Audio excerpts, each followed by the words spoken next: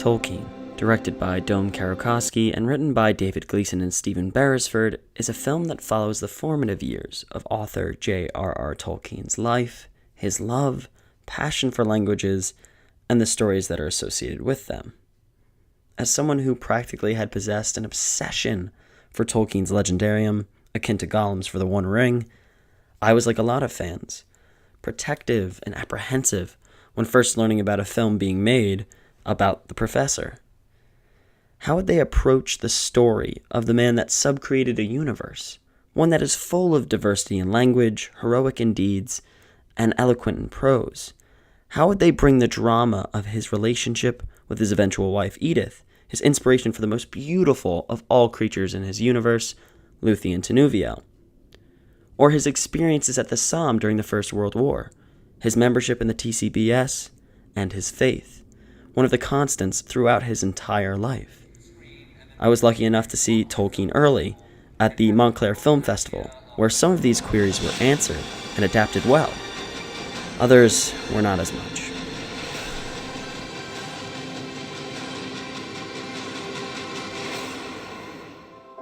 Tolkien is shot beautifully, as there is a balance between the clear and crystal memories of the happy and good times in Tolkien's life, where we see his childhood adventures at Sarhole Mill, his introduction to the lads that would make his real-life fellowship, and the first time he meets his true love, Edith, while he is laying sickly in the hellish landscape of one of the most vicious and worst battles in history, the Somme. While conscious during the Somme, he drifts back and forth between the recesses of his mind, which houses the inklings of Morgoth and Fingolfin, and the vast battle of good versus evil that culminates in his works. Other visual reference I loved were the soldiers walking out of the trenches with their shadows gleaming in the sunlight, like Tolkien's descriptions of helms and blades shining in the light of the sun in the books. The way Edith dances amongst the woods, like Luthien dances for Beren. These shots give us small glimpses into Tolkien's visual, psychological landscape, and they played very well on the silver screen. Nicholas Hoult as J.R.R. Tolkien plays the young professor with a vigor of youth who is consumed by the three passions in his life: language, mythology, and Edith. Hoult's Tolkien, while passionate, is still responsible and focused on achieving what he wants to achieve, while at King Edward's school, the TCBS, or with Edith. These passions are his Gandalf, as they guide him through the rough situation he's in, being an orphan, and bring him into the love and recognition of the TCBS and his future wife. The rest of the TCBS, the Tea Club and Barovian Society, the real-life friendship group that he had, they recognize their artistic hearts within him, and they all want to push each other and reach each other's full potential, which is also a facet of Lily Collins' character, Edith Bratt. Whenever we see the two together on screen, it's believable and grounded, as they have this banter back and forth. It's really smartly written within their scenes and within the TCBS's scenes, where there's this balance of pushing each other and supporting each other's artistic abilities, while at the same time there is a feisty attitude that brings out the more fun side of Tolkien. The drama of the true life story is very briefly touched upon with Edith's engagement to another man. When they are reunited after a row and as Tolkien is going off to war, you see that giddy feeling visualized of being with your first true love, and then as he goes off to war, you see this sudden realization that she might lose him. And that really hit me hard, as their love was well emoted, while the visuals and the acting plays very well. Some of the writing, however, has elements that I felt they were pandering, or it just didn't fit right within the movie and within Tolkien's life, and I felt that he would have definitely felt strongly against these examples, which include the somewhat negative stance on the Catholic Church, more specifically Father Francis, the priest who is his guardian, and it also puts a spotlight to a popular belief that is often wrongly associated with his characters in popular culture. After the movie, there was a Q&A moderated by Stephen Colbert, and he asked the question, why isn't there more of an importance put on J.R.R. Tolkien's Catholic faith, as it is a huge impact on him and the stories he told. And Dome Karukoski said that he worked on a previous faith-based film called Forbidden Fruit. It's a Finnish movie.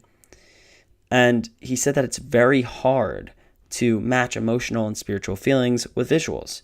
And while I agree that it could be difficult to match these feelings and spiritual callings, it's not impossible to show the impact of his faith in his life, as it plays a vital role, as I said before, in his legendarium and his worldly impact. Yes, there is a hint to it in the recitation of the poem The Voyage of Arendelle, the Evening Star.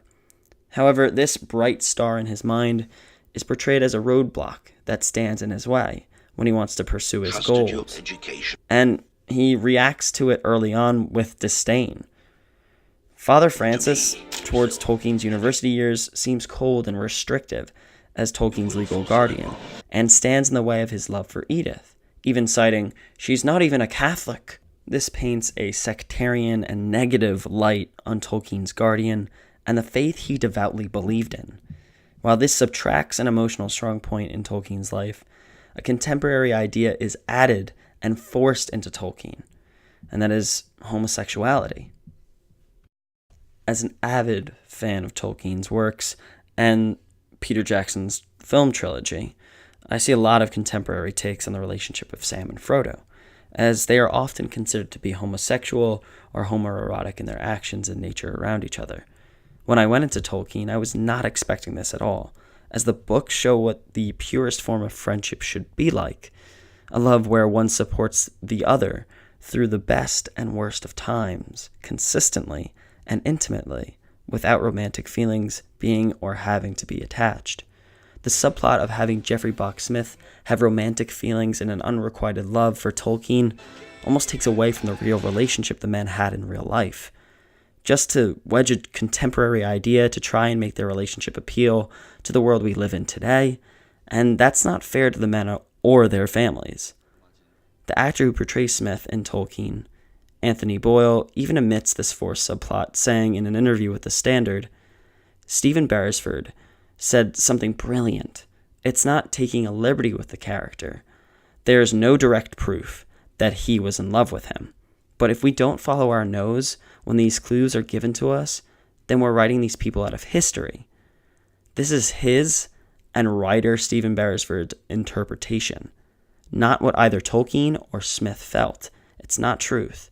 Yes, these types of relationships definitely existed in the Edwardian period, but not with Tolkien and Smith, and to suggest so could be damaging. Like, right when I got to the movie, people were saying, like, oh, I didn't know that about him. Oh, that was great. I was so surprised to see that. But it's not true. People will believe whatever they see. And while Boyle's role is well performed and heartbreaking at times, the forcing of a romantic subplot not only isn't grounded in reality, but it also discounts those stories of people that actually had those relationships during the time period. While I did have these issues, I was impressed with the overall result. And one can tell if you are a massive fan of Lord of the Rings and Tolkien's work like I am, it is a passion project for Karukoski and those that worked on the film, as it easily at times manages to bring the magical balancing of Tolkien's life, a life lived within two realities, the enchanting realms of his fairy stories and the hard early life that not only shaped him, but shaped his legendarium and the world of literature forever.